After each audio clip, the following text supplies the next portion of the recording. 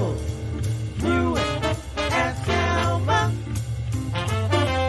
Evil, do it, ask Alma. Time for you it, ask Alma. Are you down, feeling low? Are trials weighing heavy on your mind? I know a place we can go. Sit back and unwind. Grab a seat, put up your feet, and we'll ask Alma. Ask her anything. She has a certain flair for being tough, but always fair. So if you need someone who cares, ask Alma. Problems big or small, she has the answers to them all. So drop your questions, have them solved by Alma. You can ask her anything. Trouble, ruin, ask Alma. Evil, do it, ask Alma. Time for you it, ask Alma.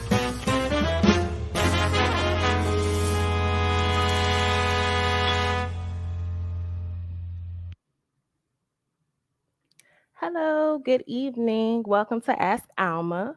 My name is Courtney Rich, and tonight I'm going to be your guest host now. Due to some unforeseen circumstances, Alma won't be with us this evening, but she sends her love, and we send our love back to her. We had such a good time last week that she said, let's just do it again. Let's just run that back. We had a great time, and I'm looking forward to us having a good time again tonight. Um, and I'm so happy that you can join us. If you guys are here for the first time, please like, comment, and share. Please say hello to us and come on in. If you in here for the first time or if you're in here every week, say hello. Let us know that you're here so we could give you a shout out. Hey Sharon, how you doing? Good evening. I know somebody else is out there. I'm pretty sure my mom is watching. She probably got all my aunties watching. She said she's gonna have all her friends watching. So if you guys are here for the first time, it's okay to tell us hello. Um, so it's only two. Hey Mary Lou, how you doing? Hi Miss Lillian, how are you? Okay, so you guys are coming on in here. Good to see you all again. So in the background, we were talking before the show started, and we were saying it's only Tuesday. It's only Tuesday. The week is going so slow. It feels like it's just dragging. And this is my little break for the week, getting to talk to you all and see you all again. So I wanted to get you guys' opinion on this. I actually, oh, hi, mom. There she goes. Boogaloo 22 is my mama. Hi, mommy. How are you? Okay, so I wanted to get you guys' opinion on this. And you could feel free to comment on it. And then once I, go over everything, we're gonna bring the panel on because I really want to hear what they have to say. So I am a part of some groups on social media on Facebook that focus on Black woman luxury. So things that aren't usually attributed to us as Black women, like facials, manis, petties, traveling, self care, just high end things, shopping sprees, all of that kind of a thing, right? And I came across this term that I've never heard before. I learned a new word. It's called hypergamy. Okay. Hypergamy. I'm going to spell it because I know it sounds a lot like hyperbole, but hypergamy is spelled Hypergamy. And it is the action of marrying or forming a sexual relationship with a person of a superior sociological, educational, and financial background. So where I'm from, we call that a come up. Or you gotta, if you're a little older, you gotta pay to play. Or like my dad would say, why buy the cow when you can get the milk for free? I didn't even know that there was a word for that. It's called hypergamy. So in these groups, I'm joining the group because, I'm trying to aspire to a better lifestyle. I like the whole idea of luxury. I'm not thinking about marrying up. But a lot of these women a lot of the women in these groups are like, yeah, you should marry somebody who could give you something. And they don't really think they have to do anything. All they think is that they have to show up with their pretty little self, and that men want to do these things. They want to upgrade your life, they want to spend their money, they want to provide, and that it makes a man feel like a man to do this. Now, I have my own opinions on this, But I'm going to wait to see what the rest of the panel says. So I'm going to bring them in. Miss D, where you at? Hey, Courtney, how are Hi, you? Miss Diane. How are Hey, you? hey. All right. So, like I said before, I give my opinion. I want to We were little, know. first of all, I want to say that luxury is not new to us. That is not a new thing. We have always been traveling and doing skincare. It was just not. We had to work harder at it because the products weren't necessary. Hey, Lily, and that's Bessie.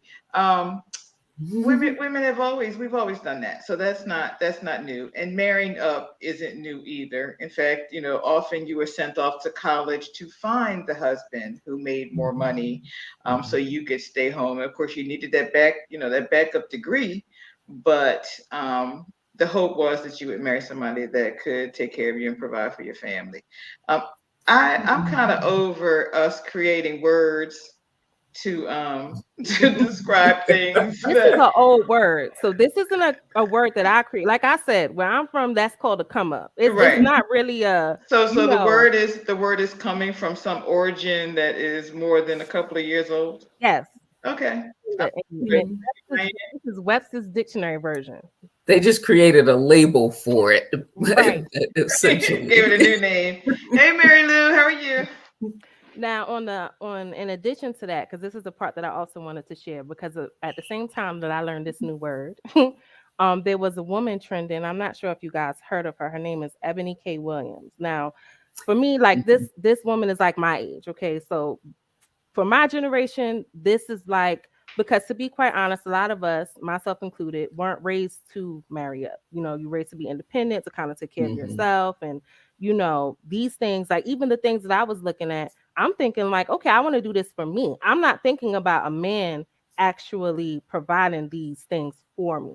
Mhm. So she trended because she said she did a whole interview with Iyanla Van Zant, but because of this one statement that Comment. she made about the bus driver, you guys are familiar with that.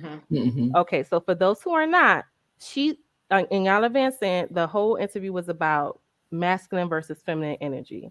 And this woman is a best-selling author. She has her own platform. She does pretty well for herself. And she asked her, "Well, would you marry a bus driver?" And she said, if he owned the bus company. Right. If you're on the And bus. you would have thought she said, burn him at the stake. It was like Hi, Tracy. everyone had this high, everyone had this really strong opinion about this on both sides. So I just wanted to know, like I said, what you guys think and what the panel, not the panel, I'm sorry, the almond joys in the comments think. Well, you guys are, they are part of the panel too. Yes, Yes. absolutely. She's entitled to feel that way. She's absolutely entitled to want to marry the person who owns the bus. And I don't, we all, since social media has become so strong and plentiful, everybody has an opinion about everything. Sometimes you can just say, I don't care, and move on. But because, everyone wants to belong to a side. So I'm sure that, when she said it, everyone's, oh, look at her. She's a gold digger. She's this and that and the other. Like, I've married broke. And if I could choose to marry rich, I would choose that. You say you married for love the first time and money the second time or whatever. I know what broke Mary feels like. It wouldn't be. I wouldn't push away a wealthy man, but I certainly wouldn't marry him because of his money. But that's just who I am. Miss Sharon said different strokes for different folks. Exactly. Absolutely.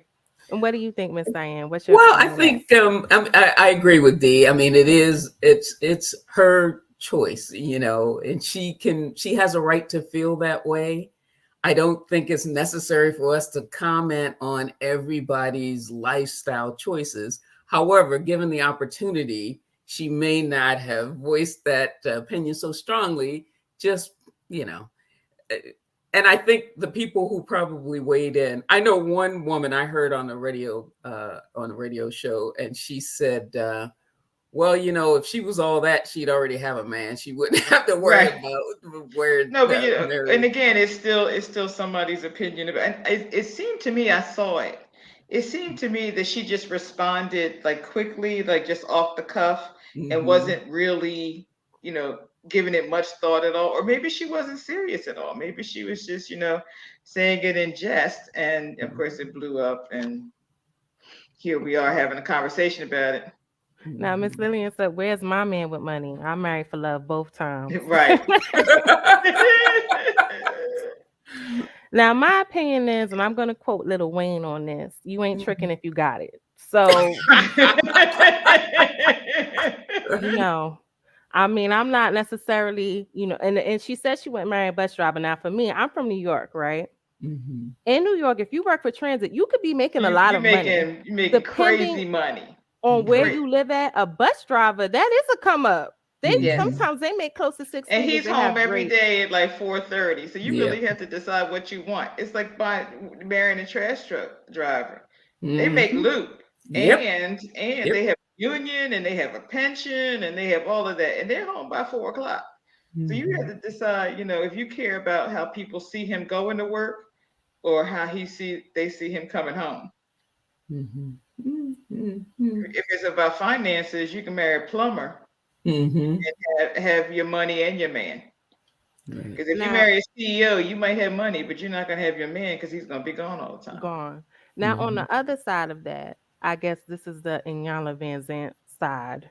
Her point was, would you, because the average person, when I talk about people who are highly educated or who are making 6 figures, the average person doesn't make anywhere close to that. So if you meet a nice guy, let's say you have yourself all set up, or you just like most people, if you have a nice man who treats you well, who is faithful, I don't even like saying faithful, because to me that's not even a good quality. That's just something you should do in a relationship. This should happen, right? Right. But he's supportive. He makes you happy. He loves you, but he doesn't make what you make, or he makes less than what you make. Are you gonna say, I'm a hypergamist? I identify as a hypergamist, and I'm sorry, sir, but you need to get your money up and then come back. If he gets his money up, he may not want you. Now there's that too. Right. There's that. Well, I mean, and here's the whole thing. If it depends on what it is you are trying to be in a relationship for. And if you're trying to be in a relationship because you want companionship and you want somebody that gets you and can have conversation with you and make you feel alive, then the money really, I mean, I'm not saying it's not important, but I'm saying it's secondary, because you can have all the money in the world, and if he's knocking you upside the head every night, or he can't, he doesn't respect you, or you can't have a conversation, then, it's irrelevant. Really, well, but Boogaloo 22 says money doesn't guarantee happiness. I've seen many rich, miserable couples, and we know them, some of them personally. And Ms. Sharon said, why not just come up together? Right. Yeah. So I guess we kind of mixed on that. But, my opinion is this. I mean, I'm just like like you said, Ms. D. I've dated enough broke people in my life. I'd like to be a hypergamist. You like to try that lifestyle? Try it out, see what it's like, So I thank you guys for your responses to that. So I think we should just go ahead and get into our first question. What do you guys think? We need our disclaimer first. Oh, yes. I'm so sorry. Get us all keeping me on track. That's why I'm here. Okay. So yes, on this show, also, if it's your first time watching, we do give advice, kind advice. It's real advice, but it's kind. And we do have to go ahead and let you know our disclaimer. So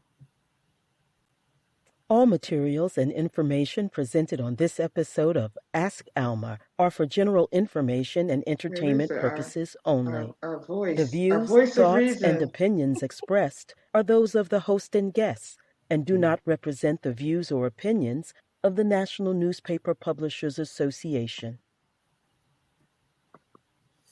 And Courtney, I'm curious if any of the men on here want to weigh in on that. I don't see any of them. I was looking to see. It's usually a bunch of them, but I didn't see any come in. Okay. There's Sean. Hey, Sean. Hey, Sean. Talk to us. Yes. Where's Craig at? Craig. You mind being the sugar daddy? That's what it sounds like. It's like I just want somebody to take care of me. I would like to not have to do everything, but I don't think, again, that's not money. Right. You can make Right. money. Some of that is just sometimes making someone's life easier is not a financial Yes, thing. Take I out the do. trash, Exactly. wash the dishes. Exactly. Watch these kids sometime if you got young kids. I'm gonna get my nails done. Bye. Sometimes it has nothing to do with money. So yeah, absolutely. Right. Absolutely right. Okay, are I we think ready for our Sean first left. question? We're still waiting for a disclaimer, aren't we? No, It it's came on.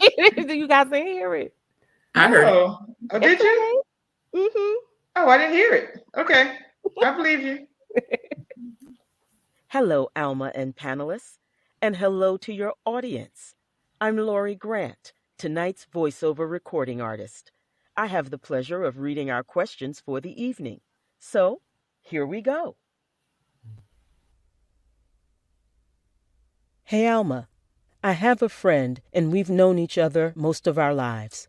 We've spent many years together going on family vacations, dealing with marriages and divorce. We had children around the same time, and we've always been there for each other. We are now at the stage where you take care of your parents. I'm not taking care of my mom. She's in a nursing home. But my friend decided to take care of her mother at home. Her mother recently died, but before she died, she told my friend that she would come back and visit her. My friend believes her mother is back in the house. She told me the lights are blinking on and off in one room, and she also said there's one step that squeaks now that never did before. I think that's crazy, and she thinks it's her mother. What's the best way to explain to her her mother cannot come back from the grave? Woo. Just a quick recap, okay? All out of the gate. That took a turn. I was not expecting that. Just a quick recap. So she's been friends with with her friend for a number of years. They've gone through marriages together, had their children around the same time. They had a very close relationship. Their parents got older. She decided that she was going to put her mother in a nursing home, but her good friend, decided to take care of her mom. Okay. The good friend's mother passed away.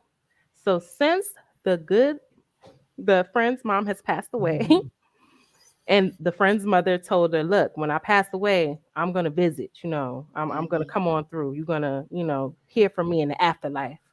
She says her lights have been blinking. She's been hearing weird noises in her house. And she's convinced that it's her mother coming back, letting her know that she's still there. Now, her personal opinion is that her friend is, a little off with that. Yes, I was trying to be nice, trying to be kind. Her friend is a little off in that belief that that's her mother. And what should she do? What should she say? How could you support If she believes it, then let her. That may be her comfort. That may be the way she is coping with her mother being gone. I've heard, we've all probably heard very odd stories about things that happen that we can't explain. And there are people who believe in the afterlife, believe that people can come back and talk to you, believe that angels appear. There are people who believe a number of those things. So let her. Unless she's afraid, if she thinks mom's gonna knock her upside the head in the kitchen, then that's a whole nother matter. But if she's just hearing her and feeling her presence, I think that's perfectly fine. I don't think her friend should say anything. I mean, maybe her friend should even encourage her to, sit down and have tea or something. Well, I think, yeah, I think it depends. If she is letting it permeate other areas of her life, if she's talking to other people about this, then I can understand the friend feeling some concern about, how she's mourning her mother's loss. But I think for her to just come out and say, hey, that's not realistic or not logical, she may push her friend away, so she should, kind of, I don't know, it doesn't say how long ago her mother passed and how long she's been dealing with this, but I think the friend should tread lightly because she could push her away and she may really need her. Right. And it seems like most of the people in the comments agree that she should just be supportive and kind of let her. Now, here's the thing that I kind of wonder, because the person who sent the question in, I kind of wonder if they know what it's like to lose a parent. Now, luckily for me, I still have both of my parents, but to lose someone like that, not just your parent, but she was taking care of her mother. Right. Maybe that's bringing her some kind of comfort to think that her mom is still there. You know what I mean? That she's still showing her a sign that she's around. So to feel like you have to say you're crazy or to judge that, I don't know that that's actually really kind.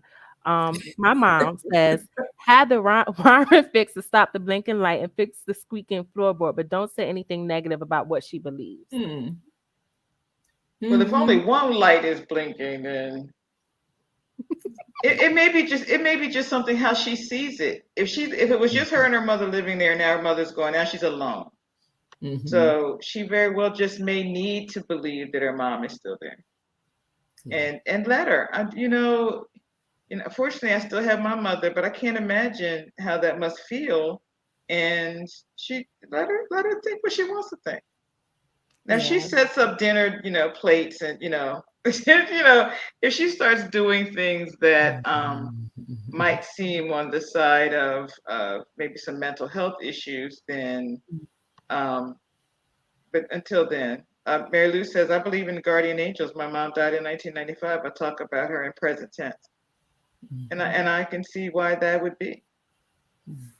Right. And like I said, I think everybody in the comments pretty much agrees. Just let her have that. Why? That's the other thing. Why do people feel like they have to, like, if they don't believe something, why do they feel like they have to say something? Why are you so compelled to tell your friend, girl, you tripping? Like, that ain't your mom. Like, it's just a squeaky floorboards. You need to fix your lights. It's the wiring. Why do you feel like someone has to agree or believe what you believe because you think that when people pass away, they don't come back? Well, our producer has some advice. If the TV comes on while it's unplugged, you should get out. You should definitely pack up and get out of there. Time to go. Yeah, definitely time to go. Right. You're not a doctor. Absolutely. And if you're a friend, you just support that. You just support the need to believe that her mother's spirit or presence is in the house, and that's how she gets through the day. So, unless she stops with her daily activities and she doesn't want to leave the house because she, has some unhealthy idea that, she needs to be in the house. Right. But, give her time to grieve, I would think. But I'm with you, Courtney. I don't know why people feel like they always have to fix somebody. Right. And then do it in that way. If you guys have been friends for all of these years and you have an actual, like, legitimate concern about this, why not say, hey, let's go out. Hey, let's go on a trip. What are you doing today? I'm going to come by.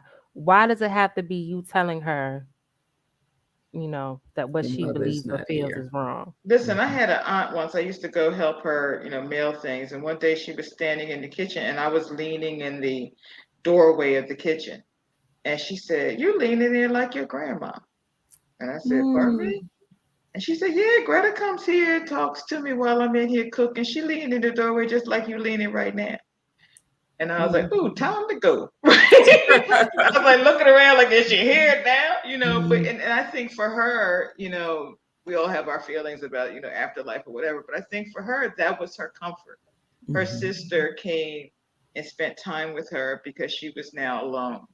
Right. So if that's what you need to, to move through life, and grieve properly, then I think you should do that.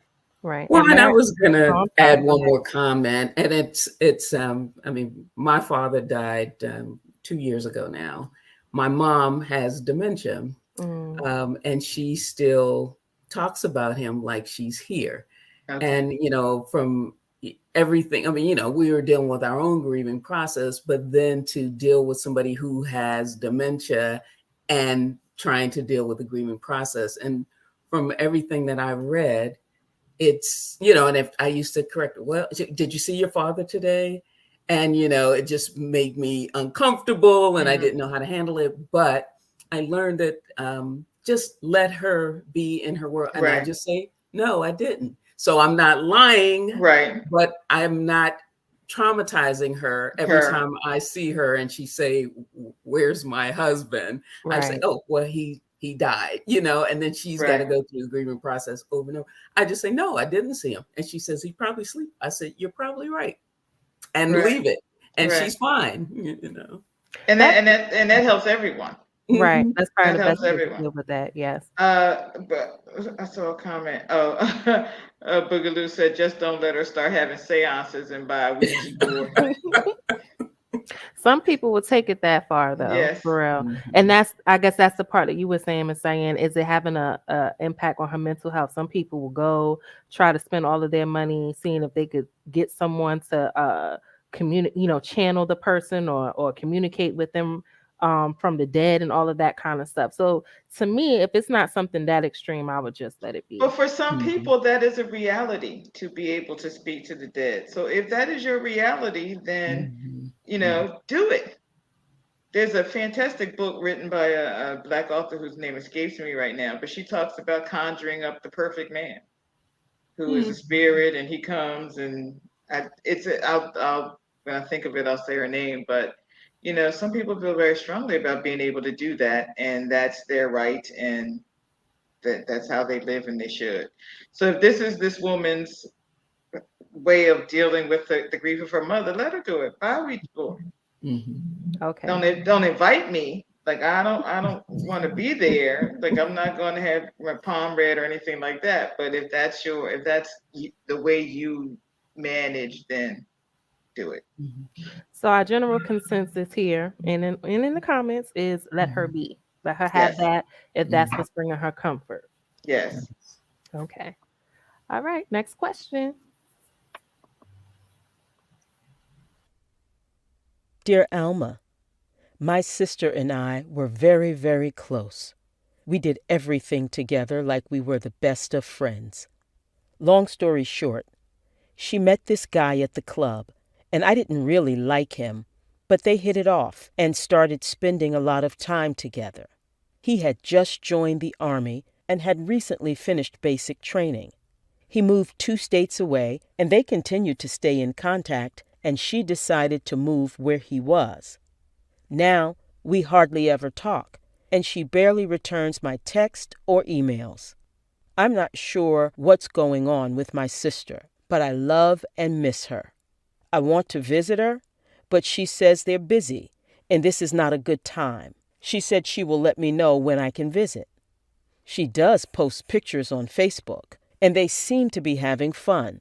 I respect her and her privacy, but I really want to see my sister. What should I do? Okay. So quick recap on this. She says that her and her sister were like best friends. They did everything together. They were really close and they hung out all the time. They went to a club. Her sister met this man. He was in the Army and he lived 2 states away. But she started spending a whole bunch of time with him, and now they're together. Like, I think they live together, if I'm not mistaken. And she doesn't see her sister at all. She calls her sister and she doesn't get a response. She texts her sister, doesn't get a response. And she's trying to respect her sister's privacy, but she just misses her and wants it to kind of be like old times where they spend more time together. And her sister is, doing her thing with her man. So she wants to know, how should she handle that? What should she do? Get a man of her own.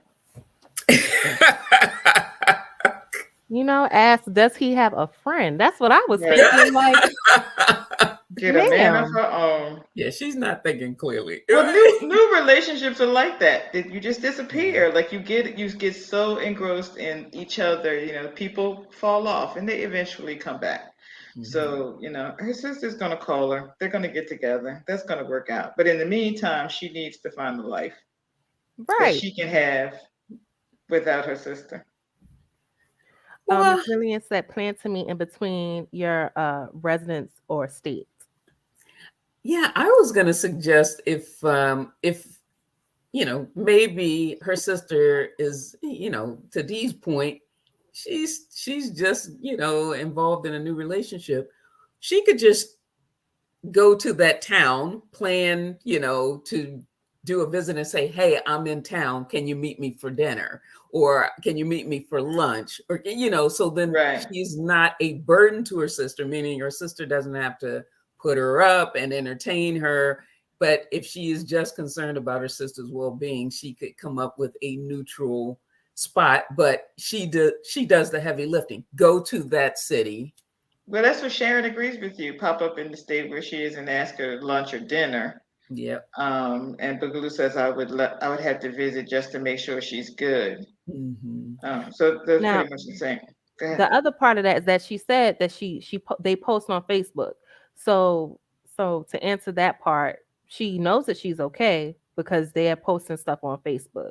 Well, Facebook can be smoke and mirrors. Mm-hmm. What ID discovery, like he's in her Facebook. We've all seen posts and we're like, oh, that ain't what's going on over there. But stop. Facebook is for the joy. Now, you don't always see the bumps and bruises in those pictures. That is true. But I think I was going to say something I completely forgot. Y'all said go visit. I don't know. Popping into the state to me is a little intrusive. Yeah, but in the beginning, I think she said in the beginning of the letter she didn't like him. Yeah, she did. That they met and she didn't like him. So and the sister probably knows that, right? Mm-hmm. So you don't like my man. So now we over here doing our thing. I can't have you come to our house because you might treat him badly, or he probably knows it too. Right. Your sister doesn't like me, so we're not dealing with her. Mm-hmm. So they probably need to resolve that, and then they could probably get together. Mary Lou said now she's getting her groove on. Now, I was thinking the same thing, but I was trying to keep it PG. You know what's going on. You know why you're not hearing from your sister. She's busy. She told her she's busy. There, okay? They were living 2 states away. He was in the military. I don't really have an idea how long they were dating before they moved in together. You know what's going on. Right. You know exactly what's going on. And my personal thing, I would not just pop up there. But I don't have a sister. So, I would be thinking she's not trying to reach out to me because she I would, I don't have sisters. I have, sister lights. I have, people that I have sort of brought into my circle as sisters. I might text or write or call and say, listen, I know you're busy. Just let me know you're okay. Let's just touch base so I know everything is all right. If you respond, then I'm going to assume that everything is okay. If you continue to ignore me, then do I need to do a wellness check? Because you're not responding to my text or anything. But I would not drop by. And maybe she could ask to set up a FaceTime with the three of them just to, let's. Oh, no, don't include him. They just need to chat together. Right. No, they should include him because that might be, so if it is, they don't like each other. Right. If that's what it is, that's not, that conversation isn't going to happen. That's just going to create more animosity. And you don't know if her animosity or the reason she doesn't like him is because she feels like he took her sister away. Right. Because she never said why she didn't like him. She didn't say, oh, he cheats or he drinks too much or, she just said, I don't like him. She could just be jealous. The producer said the neighbors are the only ones hearing things from her sister.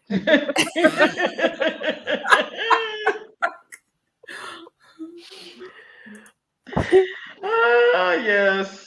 Young and new love. Did not know him. I would have to check. Well, she didn't know him initially, but none of us know who we end up with in the beginning. So because they moved away, I mean, there's so many scenarios we can look at. They're far away. Is he keeping her from her family for a reason? If he's, is he abusive? Does he drink? Does he do all those things? All of those things are possible. And we shouldn't go in believing that the sister didn't have good judgment enough to recognize the person as a good person or enough judgment to say, I'm out if it's a bad situation, because she has somewhere to go to if she wants to. So I'd like to trust that, like my female friends can make those calls. Right. I would get my binoculars, get my tracking device, and pop in. Like, even if I'm across the street. You see a car across the street, that looks like Diane's car. So you're gonna go across state lines and break the law. Oh yeah, right. Right. Get binoculars and look at you. She's gonna have one of those machines where you can hear conversations within 20 feet. So she's in the bushes with her cone and her microphone listening to their conversations. Now, my mom said, Boogaloo 22, what if he is abusive and keeping her on lockdown? Mm-hmm. But, and I get that, but that to me, this is just my opinion, that doesn't sound like the tone of the message. If you and your sister are best friends and you do everything together, the only thing she ever said about this man is, I don't like him. She didn't say, I'm concerned for her safety. She didn't say, I think he might be, doing this and that to her. She said, I don't spend time with my sister. Well, it could be an R. Kelly situation, Wow. I'm just saying, these girls are kind of brainwashed. They were also 12, so that's a whole different matter. $39 for a background check, Miss Lillian said. You don't even need to spend $39. Call me. I used to do that for a living. You could type someone's name in Google and find out things about them. I typed in my own name and my address is up there, my phone number, places I've worked. Like, oh my goodness, that's my uncle. Hi, Uncle Troy. Hi, Uncle Troy. Oh, a Hubbard. I know a couple of Hubbards. Thank you. I think that she should continue to try to call her sister, try to arrange a time where they could just talk, just the two of them, when she comes up for air, when her husband's, in training or something, or boyfriend's up at training or something, and just talk to each other. And it's, just to check in and then arrange a time in the future where they can get together and do something. But in the meantime, she needs to find a little extracurricular activity for herself, and then she won't be feeling so alone. Yeah, because once she gets her man, ain't nobody gonna be able to find you either, sis. Right, exactly. You're gonna be doing the same thing, and then your sister's gonna be like, "Oh, where you been?" Right. By the time she gets her man, her sister will be up for air, and hang out, and then now you're gonna be doing the same thing. So same thing's gonna be happening. Yeah, you can't just make your life about one person. Like, sometimes when you feel like that, I think especially when it's a relative, it's easy to just feel like, oh, okay, well, I'm going to always have this person. We're always going to do things together. You got to be well-rounded. You have to have more than one friend. Yeah. So you don't feel lost and find you a man. Yeah. But she need to ask her. She seems like her sister found a good man. She needs to check on, the base is stocked full of them. That's what I'm saying. Here in the military, you couldn't find you somebody, sis. Well, she can't because she can't visit. So if she can visit, she might be able to, hook her up. So I guess we're kind of all over the place with that one. Some of us think, let your sister live, and the other one is like, what if he's an axe murderer? A wellness check is not out of the question. Get a background check. Well, okay, Diane want to get the binoculars. I was going to say she's in the bushes stalking, dude. That's a whole nother. What would Alma say? I think she would say, mind your business. Yeah. She's in the mind your business. Alma would say mind your business, but she would also be in the bushes. They would be there has never been a time in our 30-something years of friendship that if she tried to reach out to me and didn't get me, that she would not show up.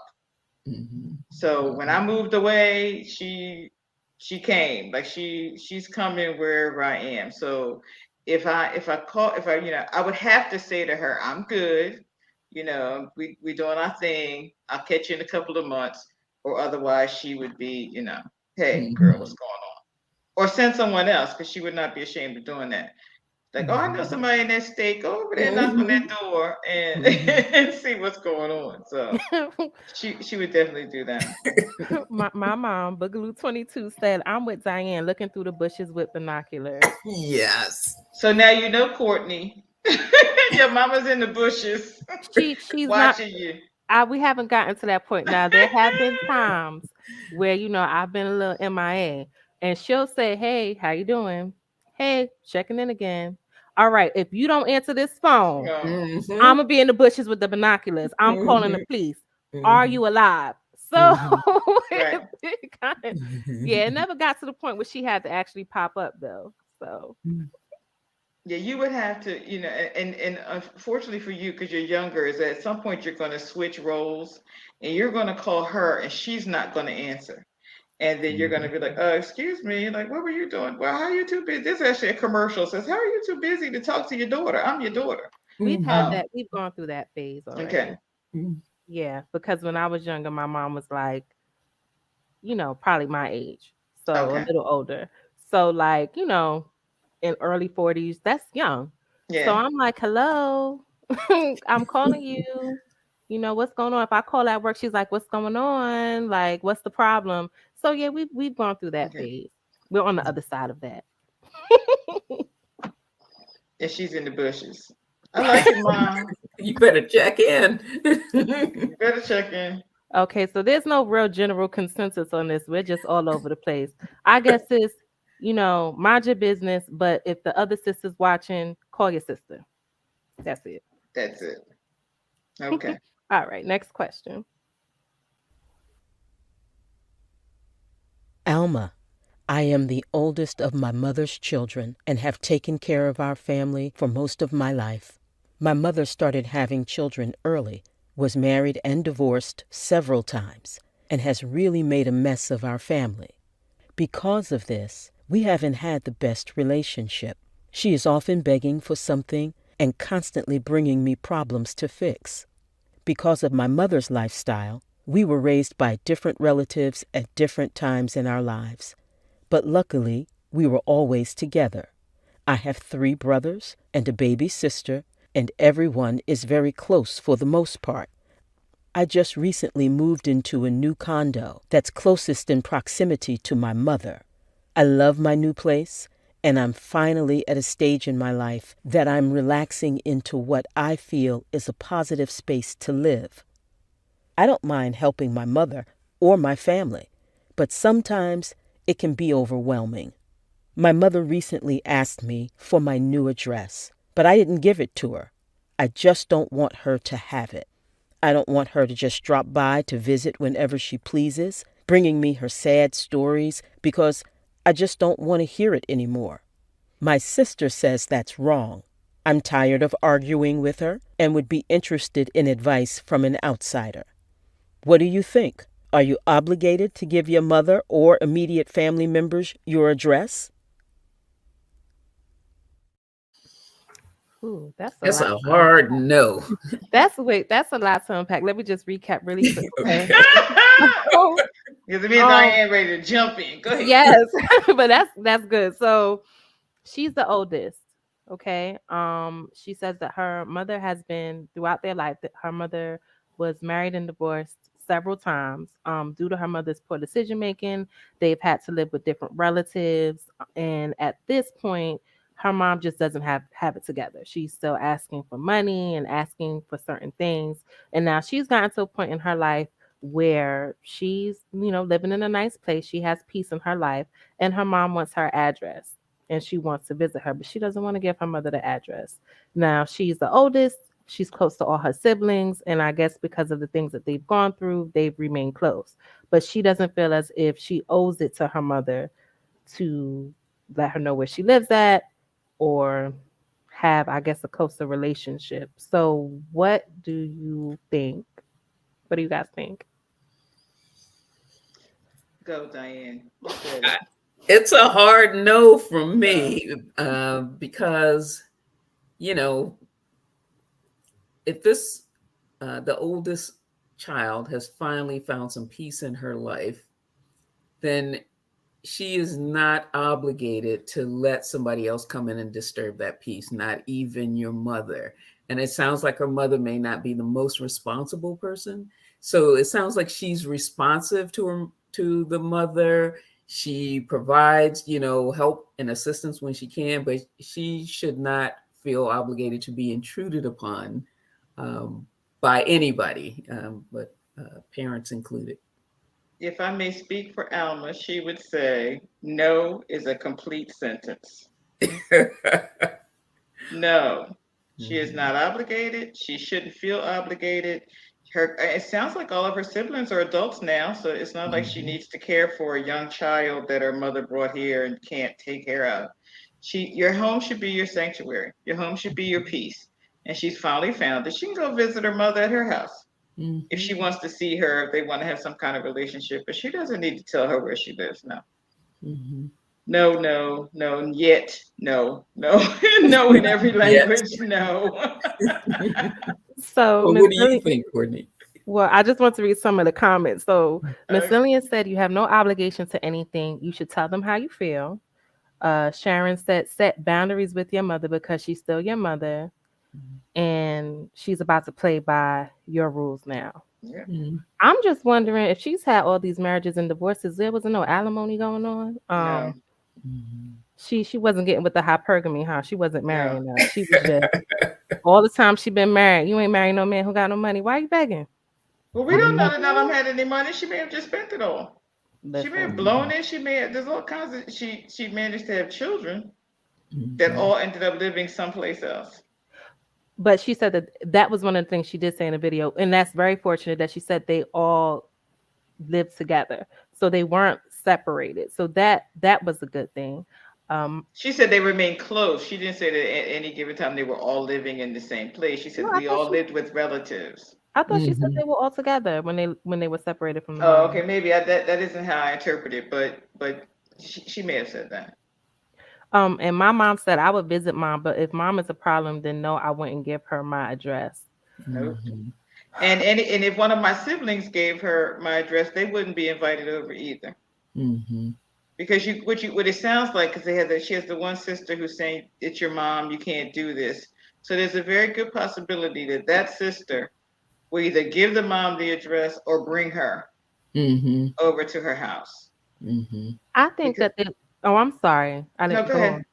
I think that there's one part of this too that it probably rings more true for her than her other siblings. When you're the oldest, you take on a lot of the responsibility, especially if you have a parent that's not showing up in the way that they should. Right. So while one sibling might feel like, well, why don't you just give her the address? Why can't she come over? Well, you weren't the oldest. You didn't feel the brunt of what she may have had to feel because her mom wasn't responsible. She was out living her life doing what she wanted to do. So, yeah. She's probably the reason why they all still have a relationship. Exactly. She has been holding them every time a new child came along. She was the one that was holding them together while mom was doing whatever it is mom was doing. So, no, none of them. Well, you know what happens is because she says they're so close, right? I guess she's going to meet them all at Applebee's because if she tells one, there's always a good possibility that they're going to share that information. And why does the mom need the address? I mean, she can go visit her. She can go visit her, and if I mean, clearly she's living somewhere. We assume. Right. But why does she need the address? Maybe she's trying to move in. And the mother might, I mean, I don't know if she's not a responsible person. She might be putting her address on things that she shouldn't be putting. She got light bills in her daughter's name. She's got credit cards in one of the kids' names. We know all of the things, the trappings that go with that kind of irresponsibility. I had a coworker who she told me she kind of had that sort of upbringing where she didn't live with her mom. She lived with different relatives. I think her mom, I'm not sure if it was like a substance abuse problem or just irresponsible mental health issue or whatever. But she said when she would tell her mother where she lived, her mom would show up with a suitcase. It wasn't visiting. It was like, oh, okay, you live here. Well, where do I sleep? And you have to take care of me because I am your mother. I'm your mother. Even though you didn't take care of me, ma'am, right. I in turn have to take care of you now. And you feel like you are entitled to be in my space that I worked hard to get. She said that she lived in a nice neighborhood. No, ma'am. No. You're not coming up in here. Like Miss D said, we can meet at Applebee's. I don't even want to go to your house because I don't want to know where you live either. Why don't you? I want to know where you live. I want to know where you live because again, if your irresponsibility stretches out to your children, I need to know when I get one of those bills or a credit card and I'm seeing things being delivered to a particular house or something. I want to know that because we know those trappings come with all of those, the irresponsibility, then you add on all of those things. We've all seen stories where that has happened. Your 14-year-old brother has, a car in his name, and electric in his name, and by the time they're grown, their credit is shot, and those kinds of things. So you kind of pile on in that environment. So I think she's absolutely entitled after all these years to have her peace. So no, she should not give her address. And I think that that's a general consensus of the comments too. Like, no, ma'am, we're not about to. You're not coming this way. In the words of Alma Gill, no is a complete sentence. Okay. Oh, Uncle Troy, that's exactly how I feel, Courtney. But as a parent, I would want to know that my child is safe and secure, even though she's an adult. So part of my concern as a parent is to know my child's resting place, just to know that she is okay. I get that if the parent was the type of parent that was doing that all along, but every parent doesn't have that kind of mindset. Some people are very toxic and they have an entitlement issue. They're not trying to check and see if you're okay. They just want to know, oh, okay, well, you live in this neighborhood. Oh, it's nice here. Oh, you got nice furniture. Oh, that's a bed. What size bed is that? Can I sleep in it? They're only trying to see what you have going on so that they can see what they can get out of it. It has nothing to do with your safety. If she cared about her safety, she would have made a more concerted effort to kind of take care of them as opposed to having them live all over the place. So, and in fairness, people can change, but it sounds like this daughter knows the type of person that she's dealing with, and she's made a conscientious. I'm sure it was a difficult decision to say, "I'm not giving you my address." Yeah, absolutely. And like you said, people can change, but I feel like when people want to change or they want to show you that they're different, they don't impede upon what you have going on. They take what you give them. So they're being honest with themselves and saying, okay, I understand why she doesn't want to give me her address or why she's hesitant. So I'm going to take the time that I can get with her, and I'm going to do what's comfortable for her until she. I'm going to invite her over. I'm going to have her to my house. We're going to, spend time together here, and maybe at some point. They have not changed. Stop it. I don't think so either. I mean, back to Troy's comment. I as a parent, I appreciate wanting to know where my child is and that he's safe and that his, where he lives is a good place to live. And part of it is I just, as an adult, I have to believe that as a parent, I gave him everything he needed to be a good person and a good adult, and he's using those tools.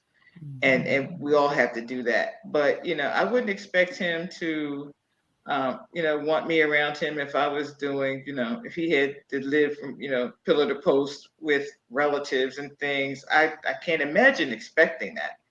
But even if I expected it, I would understand why he wouldn't do it. And there's so much technology. You don't have to come to my house. You're right. We could video chat, not even on the phone, because I don't want you to have my number. You can call me on We got the phantom numbers, right? Yeah. Oh, that's right. Yeah, you got all kinds of phantom numbers. Oh, that's my mom calling. Right. We learned a lot from COVID. Yeah. COVID taught us how to. COVID taught us how to exist. You said right here in this little box, right? COVID taught us how to exist without. You could communicate with people around the world and feel like you know them personally. Right. So you can keep your mom at a distance too. You certainly can, and she has that right. So I think that she's stealing the silverware or something. You don't know. Or she's gonna show up with a suitcase. Yeah, that's insane to me. Yeah. I mean, the coworker I'm talking about, it was so bad that like I remember one time, she had like a snack or something like that, and she sat next to me. So we would always share snacks, but I jokingly took the snack from her and tried to open it. But I was joking, I was gonna give it back, and she was like, no, yeah. That was because visceral. she was so used to not having things of her own, and so still traumatized from the things that happened in her youth, that she said anything that she had, because she said her mom would just, if she had something that she wanted, she would just take it from her. So she said even me joking with her like that made her feel like it triggered her. Took her back, right? Yeah. So yeah. So Boogaloo, so it's so sad that a mother has to be turned away from their child's house because she is trifling. So sad. Yeah. Sometimes you got to do it, especially as an adult. You can't choose your family. Nope. And sometimes you get, the short straw. And as an adult, you have to decide that you living is better. Right. Than dealing the with, tough and this love. is anything, alcoholism, drugs. There's so many things that can come between you and relatives, and at some point you have to choose you. And also at some point in your life too, I think, especially when you have those kind of traumatic things happen, that God will give you people that are family. They may not be blood related, but people will come into your life that really do love you and have your best interest at heart. So that everybody who has I'm sure, a difficult relationship with their parents would like for it to have been their parents. But I think that sometimes, your family isn't always blood. So Right, absolutely. Okay, well, I mean, we still have some time left. I don't know if we have time for another question if you guys want to do that, or we can squeeze it in. Okay, we can do a speed round. One last question. Hey everybody, how you doing? My name is Donnie G, and I am proud to be your volunteer video reader for the question today. And I guess here we go. You know what? Let me just say, I feel like I'm on a Steve Harvey show, morning show or something. Okay, I'm sorry. All right, so my question I'm reading today is, Dear Alma, I hope I can explain this correctly because I really need your help. Before the COVID pandemic, I was able to attend my 30th high school reunion. I hadn't seen or much less spoken to anyone in all that time. I'm recently divorced and thought it would be a good way, maybe, to run into some old girlfriends of mine. Okay. I had short visits with my family once in a while since joining the Army after graduation, but I never really visited back home, not too much. I relocated across country and never looked back. I can understand that, okay. Shortly after my visit, during the reunion, my homie mentioned to me there was an old girlfriend of mine who wanted to talk to me about my son, who was not, mind you, or she was not, mind you, at the reunion. I was like, huh? What? I never knew she was pregnant, and I certainly didn't know I had a son. I was shocked by what she had said, thought she should have reached out to me directly and handled her business better than having maybe him calling me. I never contacted her. Fast forward, I read on Facebook that she had passed away. Now, I don't know what to do. Should I reach out to her son, possibly my son? I don't even know what his mother told him about me or if she even mentioned me. How do I approach a grown man about being his father after all these years? Maybe I should just leave it alone. But it bothers me more and more every day. I'll be honest. I'm angry and pissed. And confused. What is your advice, Miss Alma? Distinguished, educated, unbiased, and real panel. Let me know something, please. All right, I'm going to let you guys handle this from here on out. I appreciate the time. Thank you very much. Wow. Okay. Wow. Donnie's a fool. Okay, so that's not a quick one, though, is it? Quick recap. I think it's extremely unfair for anyone to keep the fact that you have a child away from you. Because she's dead now and they don't know he doesn't know what the young man knows about him. I would reach out. I would say, I knew your mother in school, and I just wanted to just check in and see how you were doing with her loss. Is there anything I can do to help you? If the son knows that he's the dad, he's gonna say, well, you're my dad. If he doesn't know, he might say, I don't know who my dad is. She just says it was somebody from high school, and then that opens the door for him. If he says my dad lives around the corner, I would let it go and move on. Yeah. I know I don't want to go too much over, but just to recap, because it was a lot. It was 30th high school anniversary reunion. He hadn't been back home because he was in the military, so he relocated. He kind of went back and forth a few times during the time from when he graduated high school and relocated. Went to his high school reunion. A friend told him that he got a baby mama. The baby mama never told him that she was his baby mama and had a son. He went on because he was mad that she never told him. And then when he went to try to look her up on Facebook, he found out she was dead. So now he doesn't know whether he should reach out to the son or not. So Miss Diane, what do you think? Well, I'm in agreement with D. I think keep it casual, call, check in. And if the guy says, hey, I think you're my dad, then I would suggest let's do a paternity test. And I noticed that some people put that in the chat as well. Yeah. Do the paternity test and take his lead from the son, from the son. If he wants to pursue a relationship, then by all means do it. Yeah. Okay. Well, my opinion, just really quick, is I kind of want to know why he didn't feel like he wanted to reach out when he first heard it.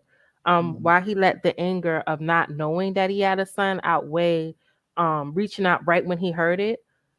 Because now that she's gone, you don't really have that. It's going to be kind of a lot for the son to lose a parent and also try to establish a relationship with him, because you don't know if she didn't tell you, she might have told the son that you died in a motorcycle accident. You don't know what was told. So I think it would have been better for him to do it when he first heard about it, but to not do it at all, or to wonder. I don't know that I could have well, I'm a woman, of course I would know, but I can imagine to know you have a child in this world and not reach out, there's no way you could have any peace about that. And I think that's kind of the general consensus. I think his anger is legitimate and common. I think when we're angry about something, he retreated because he was like, how could she do this to me? How could she not tell me? And of course, he couldn't anticipate at all that she would die.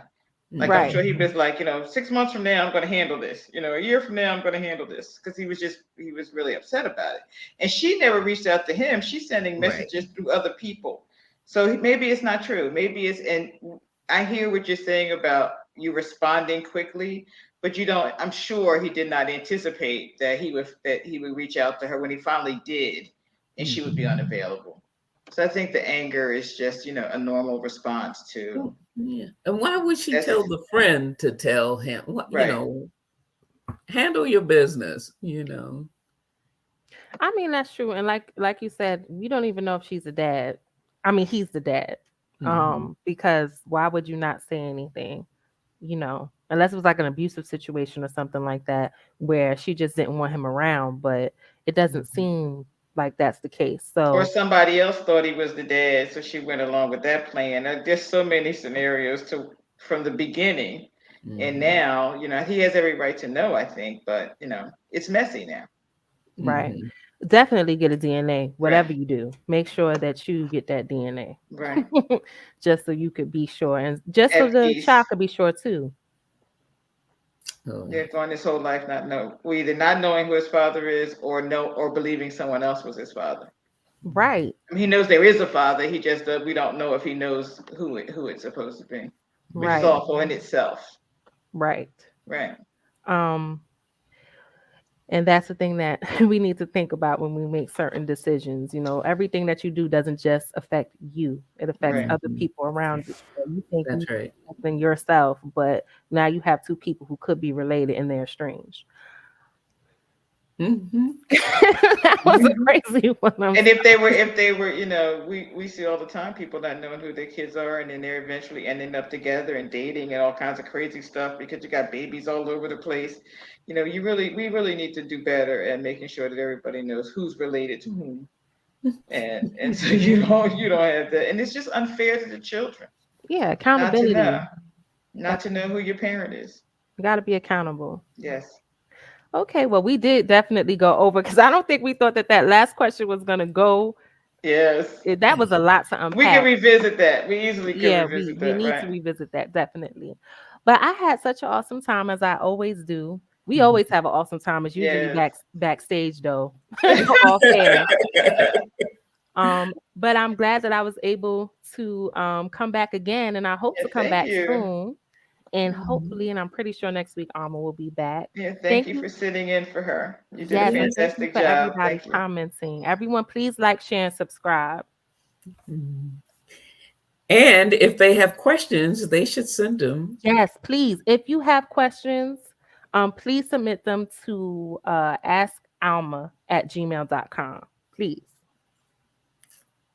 And we'll be here to answer them. Yes. Thank you for joining us. Thank you so much. Have a good night. Good night. Good night.